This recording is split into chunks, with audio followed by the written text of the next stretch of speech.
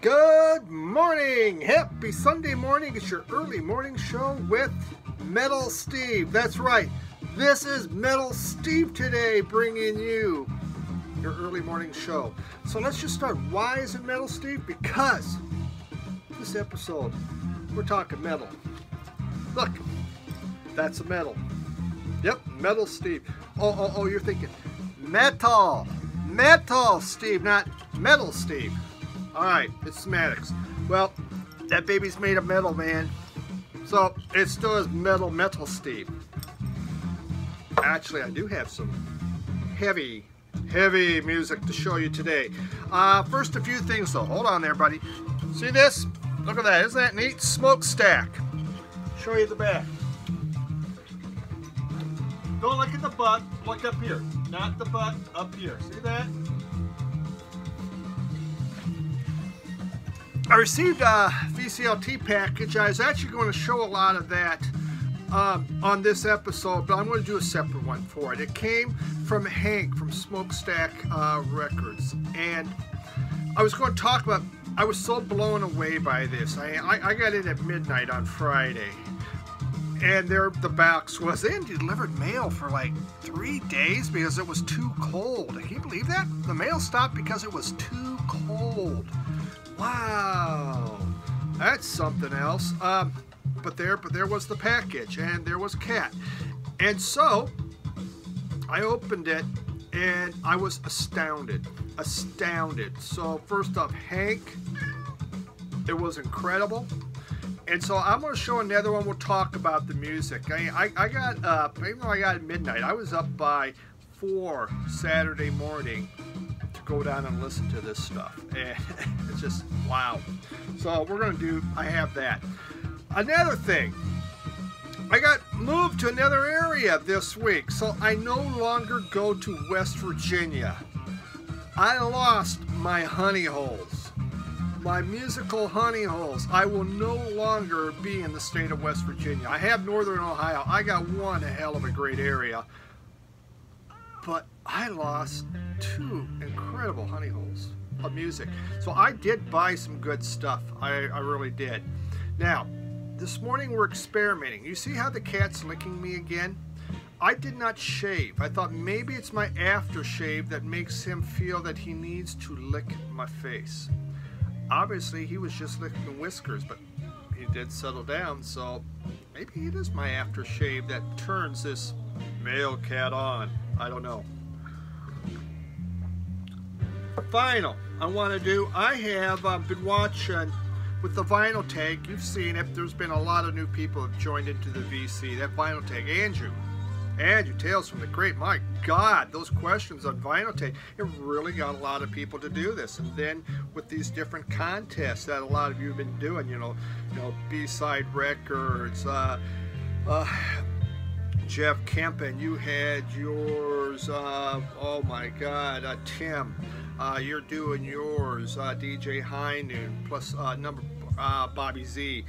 But I've been watching a lot. Some of these have been people that have been watching my channel for a while and finally decided to do it. Now I'm going to go through these the next few weeks because I've been watching a lot of new channels. But these guys all have under 100.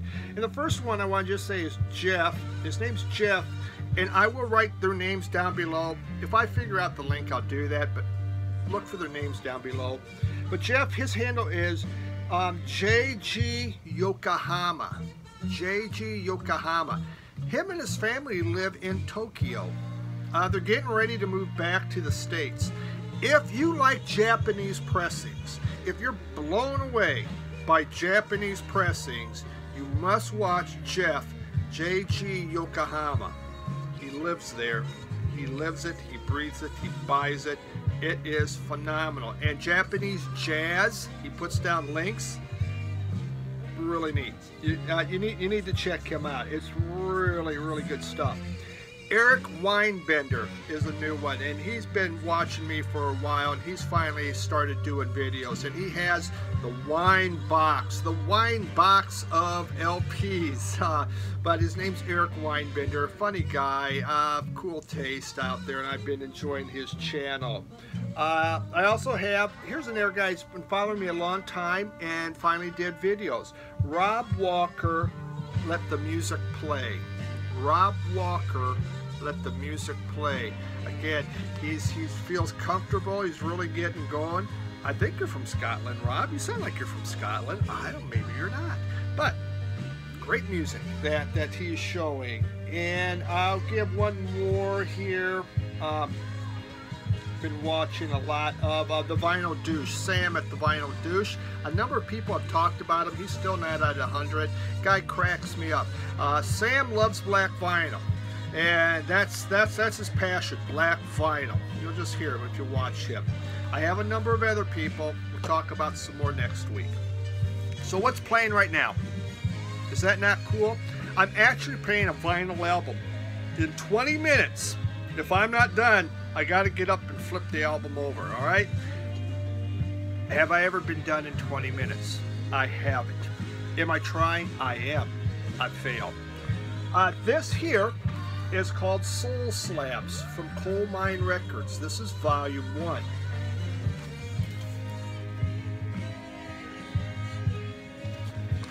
Colemine Records is based out of Loveland, Ohio. There's a record store called there, I believe, Twin Plaid, that I like to go to. It's really, it's a really great record store. Damn it, you bit me. Dude bit me. And so on their whole back wall, it's full of their stuff. Colemine Records is about soul and about funk. That's what they do. And we're talking 60s and 70s soul and funk. And if you've been hearing this music, it's a dude. If you do that, I swear to God, man, knock it off. God, you know, this isn't about the music. It's about arguing with the cat. This is a bunch of their 45s that they put out, and it's beautiful. This is just one of those albums that really blow you away. If you like soul and funk type music, this is really this is an incredible album, and I couldn't recommend it more. I have been totally enamored by it. They're working on volume 2. I was talking to the owners on this, and they're already getting ready. They're going to be putting out volume 2. So well worth buying. You can find this on Amazon. It's a 2-record set. You can listen to it. It's just amazing.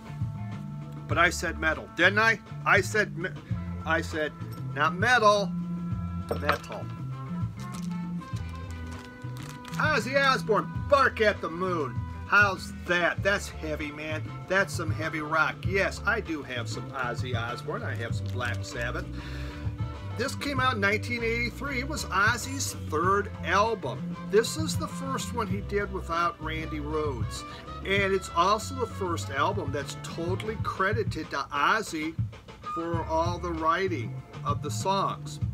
And that was great, except later on, the guitarist Jake Lee, who took over for Randy Rhoads, said, I would just like to point out that I happened to write a bunch of them songs. Well, that didn't go good, but he said that he was forced to sign a contract to give up all his rights and to be able to say that he wrote the songs. And the person that made him sign it was Sharon Osbourne. Now, I know you're saying, Sharon Osbourne? You know the gal from that TV show, the really nice lady?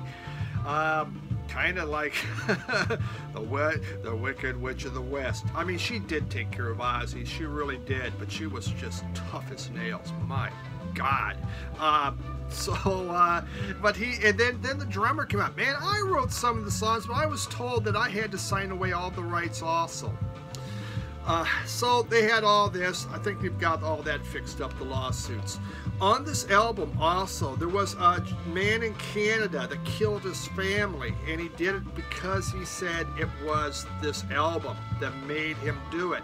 Now, when that happened, at the time Ozzy Osbourne was going through lawsuits because of his song Suicide Solution was in the courts because someone said they committed suicide. Well, actually, they didn't say they committed suicide because they were dead. But the family said he committed suicide, or maybe left a note saying Suicide Solution was the reason why. So he had that going on. Then this comes out, and the guy says, hey, I killed my family thanks to Ozzy. A lot of crap going on. When they went on the tour, they have Carmen Appice, A-P-P-I-C-E, if I'm saying it right, and we'll talk about him, but he was the drummer on the tour. What was interesting, though, is eventually he left the tour, and they asked Ozzy, they go, how come? He goes, well, he left because of health reasons. Basically, he made me sick. Now, in all honesty, Ozzy was said to really like Carmen, but Sharon hated him and had him fired. There we go. Sharon was kind of hard to work with, but that's Blizzard. Good album. It's not my favorite Ozzy album. Actually, I like the first two better than this one, but still, it was good stuff. Bark at the Moon, really kind of the concept, Dr. Jekyll, Mr. Hyde. That's where it's from. So, Carmen Appice. I just mentioned him, right? I had this from Dylan from Noble Records, one of the albums he gave me, and I did not know it, but I have listened to it. Many people talk to me about it. It's DNA. Rick Derringer and Carmen Appice. 1983 this thing came out. It's more of 80s. It's not hair metal, but it's definitely a hard rock, shall we say, with an 80s feel into it. This was not a bad listen at all. I mean, is it my favorite album I've ever heard? No, but I have played it several times. So it was called DNA. It's neat to see Rick Derringer. These guys, you know, it came out in 83, but guess what? After this was done, Carmen went and toured with Ozzy. Now, they got back together, I believe, was it 2003, I think, and they did a group called DBA. Yeah, this is DNA. Then they did a group DBA that had Rick Derringer, Carmen Appice, and it had a guy named Tim Bogert. You're saying Tim Bogert? Tim Bogert. Why do I know the name Tim Bogert? Well, he did Iron Butterfly, and I showed this a few weeks back. Carmen Appice and Tim Bogert were in Iron Butterfly. I told you this was heavy. See, I'm showing heavy music, man. This is like, there's metal and stuff. You know, these are like godfathers of metal here. You know, they were some of them. Really heavy stuff. So, Tim Bogert and Carmen Appice did that. Well, so you say, hey, have those two did something else? Well, you're right. They did Cactus.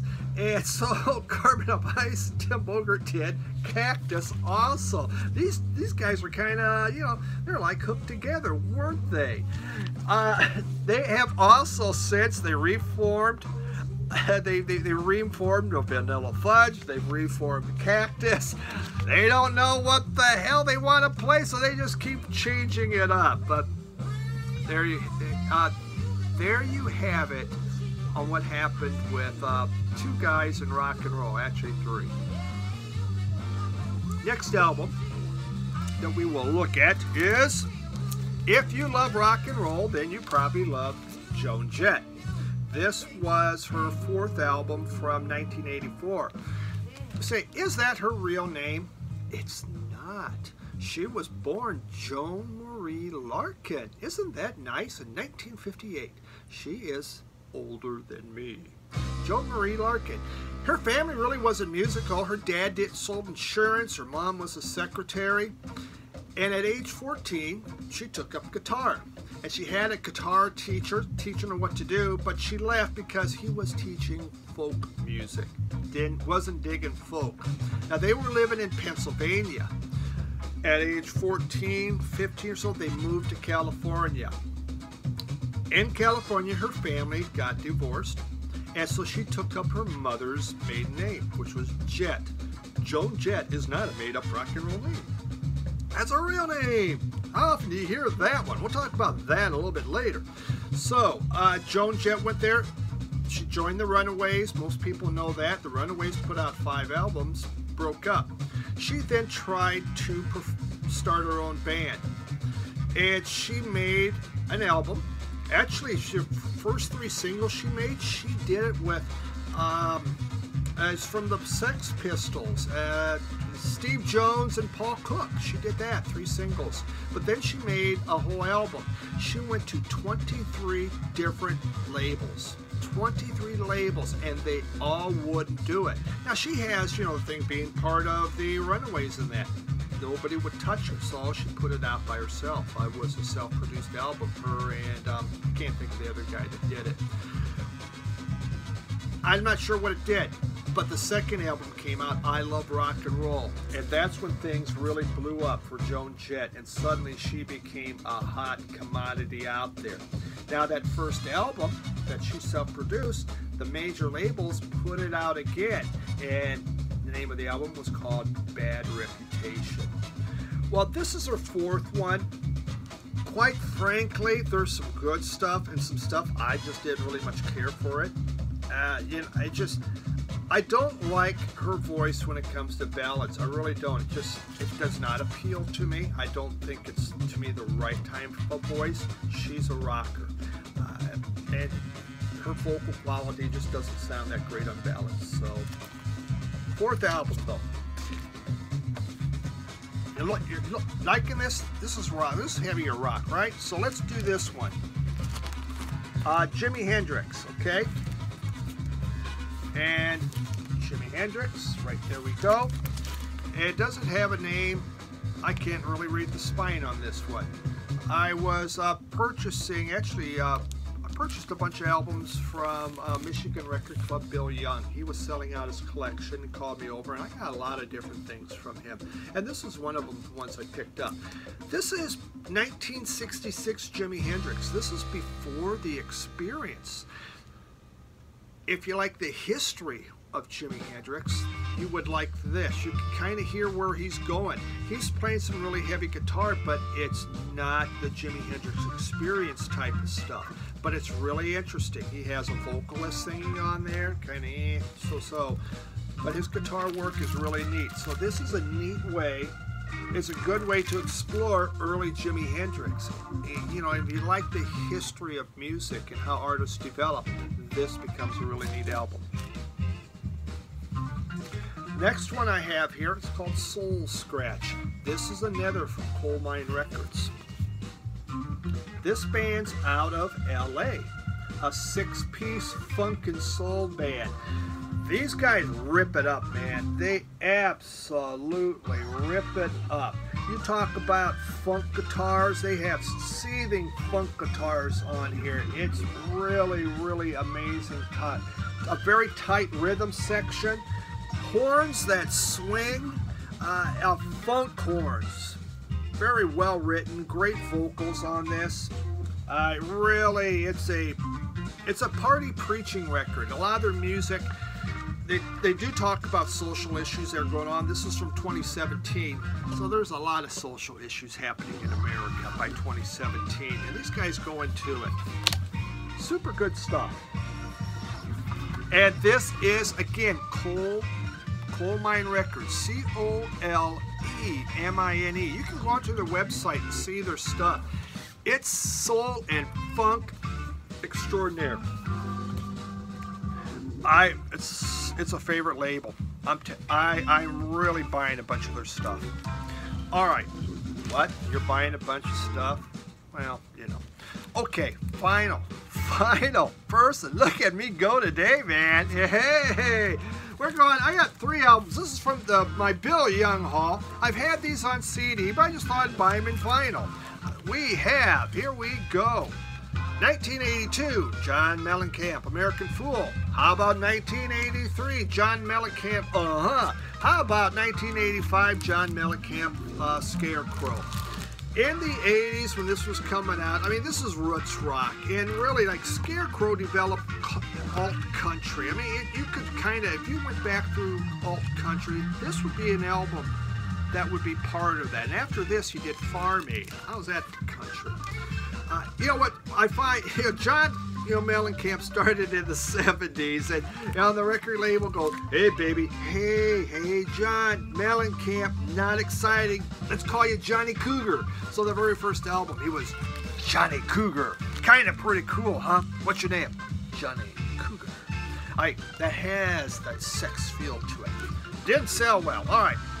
Mustn't be Johnny Cougar. We'll call you John Cougar. So the next album comes out. My name is John Cougar. Didn't sell very well. So eventually we came up. Well, I can't say that because this John Cougar did sell well. I mean, the next albums were under John Cougar. But Mellencamp was kind of a pissy guy. It's like, you know what? Screw you guys. My name is Mellencamp. So he went with the whole thing. I'm going to call myself John Cougar Mellencamp. I'll keep the Cougar so people know who I am. But we're going to go John Cougar Mellencamp. And so he did. And then he took off. And then, you know, here we have John Cougar Mellencamp. But eventually the albums all became John Mellencamp on there. Important artist. I mean, he's still making stuff. He had 13 Grammy nominations. He's only won one Grammy. But these albums did really well. Scarecrow, actually, this made it to #2 on the album charts, and that's how popular it was. And I remember hearing a lot of it. Music finally shut off. And yeah, it was great stuff when you heard it on the radio. It wasn't appealing to me. Here I was out listening to the Velvet Underground, buying Ooskadoo, finally getting into Jimi Hendrix, hearing what that was all about. So I was going on a different trajectory here. I was also buying Eurythmics and Emotion, all those 80s synth bands. So hey, Ooskadoo, or, you know, synth bands, not really Duran Duran, but a bunch of these other ones. So it's been nice to kind of reconnect with this. I've had the CDs, Bill had these, incredible price, so I thought, hey, I might as well get it in vinyl.